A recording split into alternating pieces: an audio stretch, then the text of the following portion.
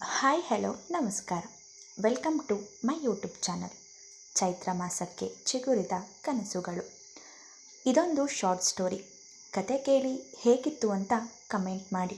ಹಾಗೆ ಚಾನಲ್ಗೆ ಸಬ್ಸ್ಕ್ರೈಬ್ ಆಗಿ ನನಗೆ ಸಪೋರ್ಟ್ ಮಾಡಿ. ಕತೆಯ ಪ್ರಾರಂಭ. ರಾತ್ರಿ ಊಟ ಮುಗಿಸಿ ರೂಮಿಗೆ ಬಂದ ಹೆಂಡತಿಯನ್ನು ಹಿಂದಿನಿಂದ ತಪ್ಪಿದವನು ಅವಳ ಕೊರಳಿಗೆ ಮುತ್ತಿಟ್ಟು ಮುದ್ದಿಸೋಕೆ ಶುರು ಮಾಡಿದಾಗ ಅವನ ಉದ್ದೇಶವನ್ನು ಅರಿತುಕೊಂಡವಳು, Arjun, it's my periods time ಎಂದಳು. ಆಗ ಕೂಡಲೇ ಅವಳಿಂದ ಹಿಂದೆ ಸರಿದವನ ಮುಖ ಕಪ್ಪಿಟ್ಟಿತ್ತು. ಏನೊಂದು ಮಾತಾಡದೆ ಬಾಲ್ಕನಿಯತ್ತ ಹೆಜ್ಜೆ ಹಾಕಿದ. ಮದುವೆಯಾಗಿ 6 ತಿಂಗಳು ಕಳೆದಿದ್ದರೂ ಸಹ ಅವನನ್ನು 2 ವರ್ಷ ಪ್ರೀತಿ ಮಾಡಿ ಮದುವೆ ಆದವಳಿಗೆ ಇಂದಿನ ಅವನ ನಡೆ ವಿಚಿತ್ರವೆನಿಸಿತು. ಅರ್ಜುನ್, ಏನಾಯಿತು? ಯಾಕೆ ಹಾಗೆ ಮುಖ ತಿರುಗಿಸ್ಬಂದೆ? ಅಸಮಾಧಾನದಿಂದಲೇ ಪ್ರಶ್ನಿಸಿದಳು. ಏನಿಲ್ಲ, ಅದು ನಾವಿಬ್ಬರು ಒಂದು ಸಾರಿ ಡಾಕ್ಟರ್ ಬಳಿ ಹೋಗಿ ಬರೋಣವಾ ಕೇಳಿದ. ಡಾಕ್ಟರ್ ಹತ್ರನಾ? ಆದರೆ ಯಾಕೆ? ಇನ್ನೂ ನೀನು ಕನ್ಸೀವ್ ಆಗಿಲ್ವಲ್ಲ, ಅದಕ್ಕೆ ಒಮ್ಮೆ ಡಾಕ್ಟರ್ ಹತ್ರ ಹೋಗಿ ಬರೋಣ. ಇಬ್ಬರಲ್ಲಿ ಯಾರಿಗೆ ಸಮಸ್ಯೆ ಇದೆ ಅಂತ ಗೊತ್ತಾದರೆ ಟ್ರೀಟ್ಮೆಂಟ್ ತಗೊಳ್ಳೋಕೆ ಹೆಲ್ಪ್ ಆಗುತ್ತೆ ಎಂದನು. ನಿನಗೇನು ತಲೆ ಕೆಟ್ಟಿದ್ಯಾ ಅರ್ಜುನ್? ಮದುವೆ ಆಗಿ 6 ತಿಂಗಳಾಗಿದೆ ಅಷ್ಟೆ. ಅಷ್ಟಕ್ಕೆ 16 ವರ್ಷದವನ ಹಾಗೆ ಆಡ್ತಿದೆಯಲ್ಲ. ನಮಗೆ ಅಂತ ಒಂದು ಸ್ವಂತ ಮನೆ ಕೂಡ ಇಲ್ಲ. ಹೀಗಿರುವಾಗ ಈಗಲೇ ಮಗು ಮಾಡಿಕೊಂಡು ಕೆಲಸ ಬಿಟ್ಟು ಮನೇಲಿರುವಂತೀಯ? ನೋಡು ಅರ್ಜುನ್, ದುಡಿಯೋ ಟೈಮಲ್ಲಿ ದುಡಿದ್ರೇ ನಮ್ಮ ಫ್ಯೂಚರ್ ಚೆನ್ನಾಗಿರೋದು, ಜೊತೆಗೆ ನಮ್ಮ ಮಗುವಿಗೆ ಒಳ್ಳೆ ಭವಿಷ್ಯ ರೂಪಿಸೋಕ್ಕಾಗೋದು ಎಂದಳು. ಆದರೆ ಮಗು ಆದಮೇಲೆ ಕೂಡ ಕೆಲಸಕ್ಕೆ ಹೋಗ್ಬೋದು ಅಲ್ವಾ? ಮಗು ಸ್ವಲ್ಪ ದೊಡ್ಡದಾದ ಮೇಲೆ ಅಮ್ಮನ ಹತ್ರ ಬಿಟ್ಟು ಇಬ್ಬರು ಕೆಲಸಕ್ಕೆ ಹೋಗಿ ದುಡಿದ್ರೆ ಆಯಿತು ಎಂದವನಿಗೆ ಆದಷ್ಟು ಬೇಗ ತನ್ನ ಅಂಶವನ್ನು ನೋಡುವ ಬಯಕೆ. ಈಗಲೇ ಮಗುವಾದರೆ ನನ್ನ ಬ್ಯೂಟಿ ಹಾಳಾಗುತ್ತೆ. ಈಗಿನ ಕಾಲದಲ್ಲಿ ಯಾರೂ ಇಷ್ಟು ಬೇಗ ಮಗು ಮಾಡ್ಕೊಳ್ಳಲ್ಲ. ಅದಕ್ಕೆ ನಾನು ಬರ್ತ್ ಕಂಟ್ರೋಲ್ ಪಿಲ್ಸ್ ತಗೋತಾ ಇದ್ದೀನಿ. ಇನ್ನೊಂದು 5 ವರ್ಷ ಮಗು ಬಗ್ಗೆ ಯೋಚನೆ ಕೂಡ ಮಾಡಬೇಡ ಎಂದು ತನ್ನ ನಿರ್ಧಾರವನ್ನು ಸ್ಪಷ್ಟಪಡಿಸಿದಳು. ಏನು, ಇನ್ನೂ 5 ವರ್ಷನಾ? ಸಂಜು, ಅರ್ಥ ಮಾಡ್ಕೊ. 5 ವರ್ಷದವರೆಗೂ ಮಗು ಮಾಡ್ಕೊಳ್ಳಲ್ಲ ಅಂದರೆ ನೋಡಿದ ಜನ ಏನಂತಾರೆ? ನಮ್ಮಮ್ಮ ಕೂಡ ಆಗಲೇ ಮಗುವಿನ ಬಗ್ಗೆ ಮಾತಾಡ್ತಾಯಿದ್ರು ಎಂದು ಅವಳ ಮನವೊಲಿಸಲು ಪ್ರಯತ್ನಿಸುತ್ತಾನೆ. ನೋಡು ಅರ್ಜುನ್, ಮಗು ಹೆರೋಳು ನಾನು, ನಿಮ್ಮಮ್ಮ ಅಲ್ಲ. ಯಾರೇನು ಹೇಳಿದ್ರು ಅಷ್ಟೆ. ಇನ್ನು 4-5 ವರ್ಷ ನನಗೆ ಮಗು ಬೇಡ ಎಂದು ಕೋಪದಲ್ಲಿಯೇ ಹೇಳಿ ಹೋಗಿದ್ದಳು. ಮಧ್ಯಮ ಕುಟುಂಬದಲ್ಲಿ ಹುಟ್ಟಿದ ಅರ್ಜುನ್ಗೆ 2 ತಂಗಿಯರು. ಒಬ್ಬಳಿಗೆ ಮದುವೆಯಾಗಿ ಮಗುವಿದ್ದರೆ ಇನ್ನೊಬ್ಬಳು ಓದುತ್ತಿದ್ದಾಳೆ. ಅರ್ಜುನ್ ಸಾಫ್ಟ್ವೇರ್ ಕಂಪನಿಯೊಂದರಲ್ಲಿ ಕೆಲಸ ಮಾಡುತ್ತಿದ್ದವನು. ಅದೇ ಕಂಪನಿಯಲ್ಲಿ ಎಂಪ್ಲಾಯ್ ಆಗಿದ್ದ ಸಂಜನಾಳನ್ನು 2 ವರ್ಷ ಪ್ರೀತಿ ಮಾಡಿ ಮದುವೆಯಾದನು. ಇಬ್ಬರಿಗೂ ಲಕ್ಷದಲ್ಲಿ ಸಂಬಳ ಬರೆದರೂ ನೆಮ್ಮದಿ ಮಾತ್ರ ಇರಲಿಲ್ಲ. ಸದ್ದಿಲ್ಲದೆ 5 ವರ್ಷ ಕಳೆದಿತ್ತು. ಏನಾಗಿದೆ ನಿಮ್ಮಿಬ್ಬರಿಗೂ? ಮದುವೆಯಾಗಿ 5 ವರ್ಷ ಆದರೂ ಇನ್ನೂ ಮಕ್ಕಳ ಬಗ್ಗೆ ಯೋಚನೆ ಮಾಡಿಲ್ವಲ್ಲ? ಮುದುಕಿ ಆದಮೇಲೆ ಮಕ್ಕಳು ಮಾಡ್ಕೋಬೇಕು ಅಂತ ಅಂದ್ಕೊಂಡಿದ್ದೀರೋ ಹೇಗೆ? ಅರ್ಜುನ್, ನಿನ್ನ ಹೆಂಡತಿಗೇನೋ ಬುದ್ಧಿ ಇಲ್ಲ, ನಿಂಗೂ ಇಲ್ವಾ? ಯಾವ ವಯಸ್ಸಲ್ಲಿ ಏನಾಗಬೇಕೋ ಅದಾದ್ರೇ ಚಂದ. ಮೊದಲು ಅವಳಿಗೆ ಬುದ್ಧಿ ಹೇಳು ಎಂದು ಮನೆಗೆ ಬಂದ ಜಯಮ್ಮನವರು ಮಗ ಸೊಸೆಗೆ ಬುದ್ಧಿ ಹೇಳಿದರು.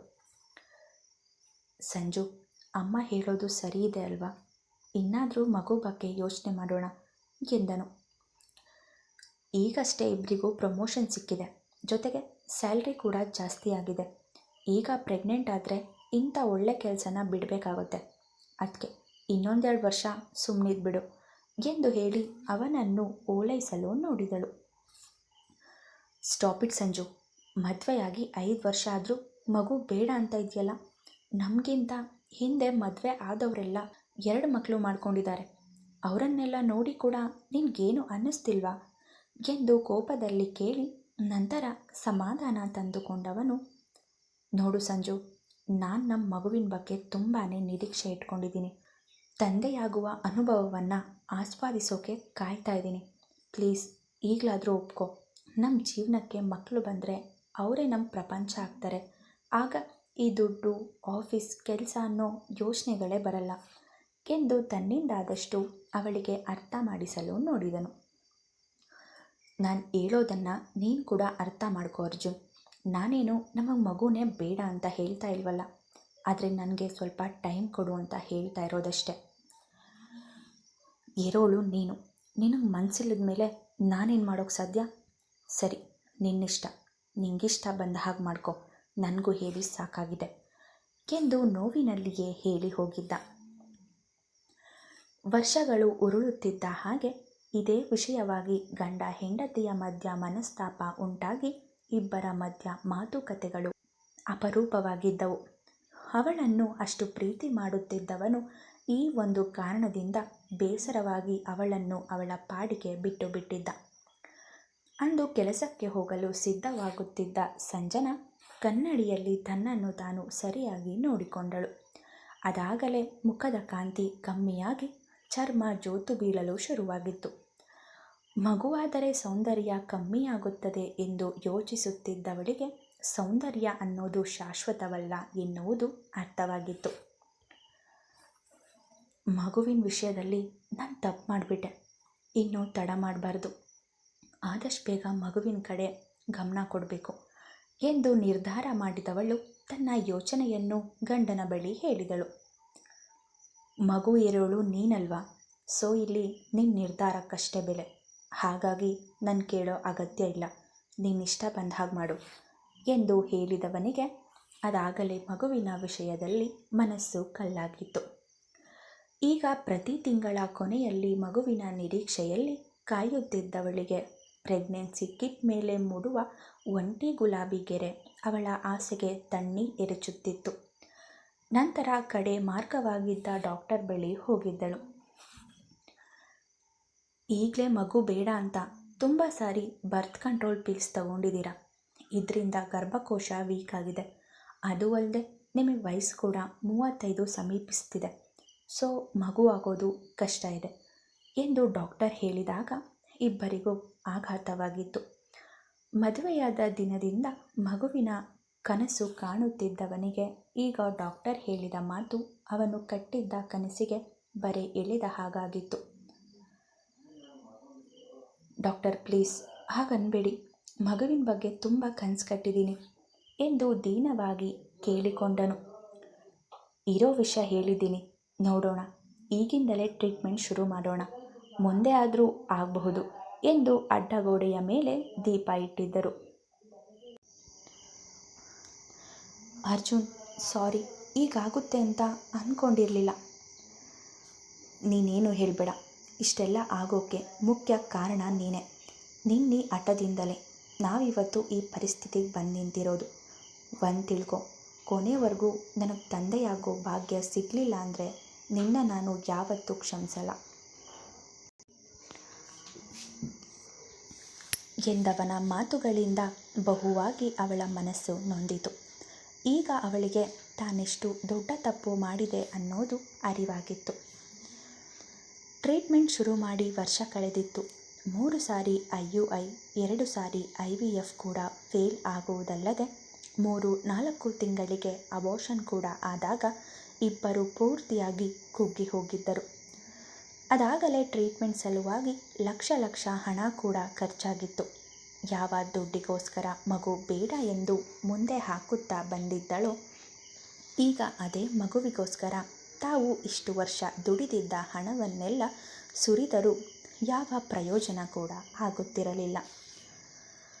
ಮೊದಲೇ ತಾನು ಮಾಡಿದ ತಪ್ಪಿಗೆ ಪಶ್ಚಾತ್ತಾಪ ಪಡುತ್ತಿದ್ದವಳಿಗೆ ಈಗ ಜನಗಳ ಮಾತುಗಳು, ಹಂಗಿಸುವಿಕೆ ಜಾಸ್ತಿಯಾದಾಗ ಗಾಯದ ಮೇಲೆ ಬರೆ ಎಳೆದ ರೀತಿಯಾಗಿತ್ತು.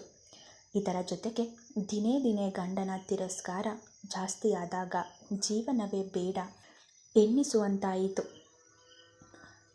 ನನ್ನದೇ ಆದ ತಪ್ಪು ಆಲೋಚನೆಯಲ್ಲಿ ನನ್ನ ಸುಂದರ ಭವಿಷ್ಯವನ್ನು ಹಾಳು ಮಾಡಿಕೊಂಡೆ.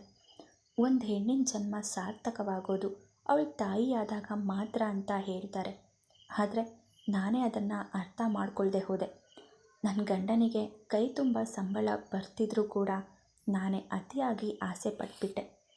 ಕೆಟ್ಟ ಮೇಲೆ ಬುದ್ಧಿ ಬಂತು ಅನ್ನೋ ಹಾಗೆ ಈಗ ನನಗೆ ಬುದ್ಧಿ ಏನೋ ಬಂದಿದೆ, ಆದರೆ ಏನು ಪ್ರಯೋಜನ, ನನಗೆ ಮಕ್ಕಳು ಹಡಿಯೋ ಭಾಗ್ಯನೇ ಇಲ್ವಲ್ಲ ಎಂದು ದೇವರ ಮುಂದೆ ಕೈ ಮುಗಿದು ಹೇಳುತ್ತಿದ್ದವಳ ಗಂಟಲ ಸೆರೆ ಉಬ್ಬಿ ಬಂದಿತ್ತು. ಅಂದು ಬೆಳಿಗ್ಗೆ ಅಡುಗೆ ಮಾಡುತ್ತಿದ್ದವಳು ಇದ್ದಕ್ಕಿದ್ದ ಹಾಗೆ ತಲೆ ಸುತ್ತಿ ಬಿದ್ದಿದ್ದಳು. ಅವಳಿಗೆ ಎಚ್ಚರವಾದಾಗ ಹಾಸ್ಪಿಟಲ್ ಬೆಡ್ ಮೇಲೆ ಮಲಗಿದ್ದಳು.